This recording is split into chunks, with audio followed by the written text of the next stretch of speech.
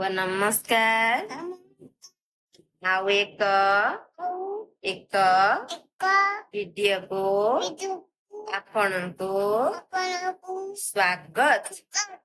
ଭିଡିଓଟି ଭଲ ଲାଗିଥିଲେ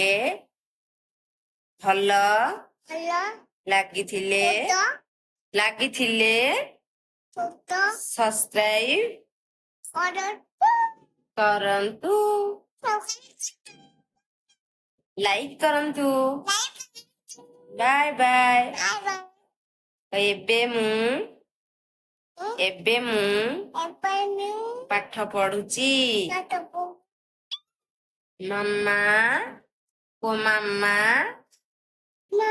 ମାମା ଏବେ ଶିଖେଇବେ ବଡିର ପାର୍ଟ ନେମ୍। ମୁଣ୍ଡକୁ କଣ କୁହନ୍ତି? ଜୋର କୁହ। ହେୟାର। ଆଉ କପାଳକୁ କଣ କୁହନ୍ତି?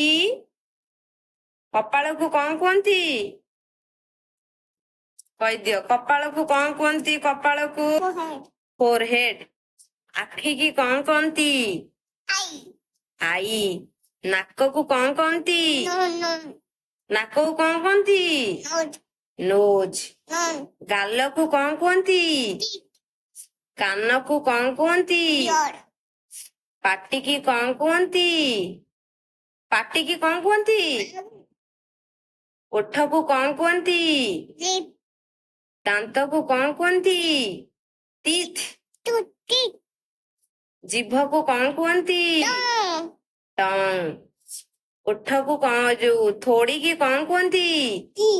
ଚିନ୍। ମୁହଁକୁ କଣ କୁହନ୍ତି? ଫେସ୍। ହଉ। ବେକକୁ କଣ କୁହନ୍ତି? ନେକ୍। ଧନ। ଏଇ କାନ୍ଧକୁ କଣ କୁହନ୍ତି? ସୋଲ୍ଡର। ଭଲସେ ବସ। ଆଉ ପଛକୁ କଣ କୁହନ୍ତି? ପଛପଟକୁ କଣ କୁହନ୍ତି? ବ୍ୟାକ୍। ଆଉ ହାତକୁ କଣ କୁହନ୍ତି? ହାତକୁ କଣ କୁହନ୍ତି? ହ୍ୟାଣ୍ଡ। ହଉ। ଛାତିକି କଣ କୁହନ୍ତି? ଚେଷ୍ଟ। ହଁ। ହାତର ପାପୁଲିକି କଣ କୁହନ୍ତି? ପାମ୍। ବୁଢା ଆଙ୍ଗୁଠିକି କଣ କୁହନ୍ତି?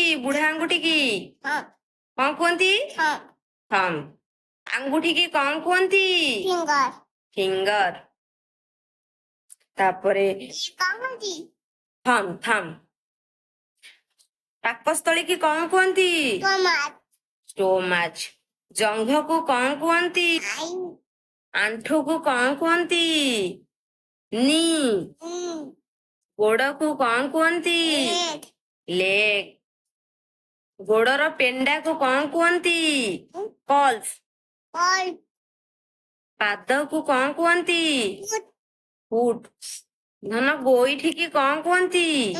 ହିଲ୍। ଗୋଡର ଆଙ୍ଗୁଠିକି କଣ କହନ୍ତି? ଗୋଡର ନଖକୁ କଣ କହନ୍ତି? ଟୋଏନେଲ।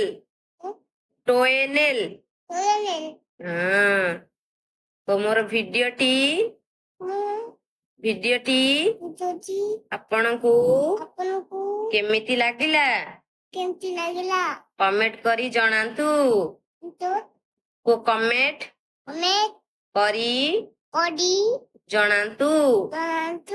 Bye bye. କହିଦିଅ ଭଲ କି।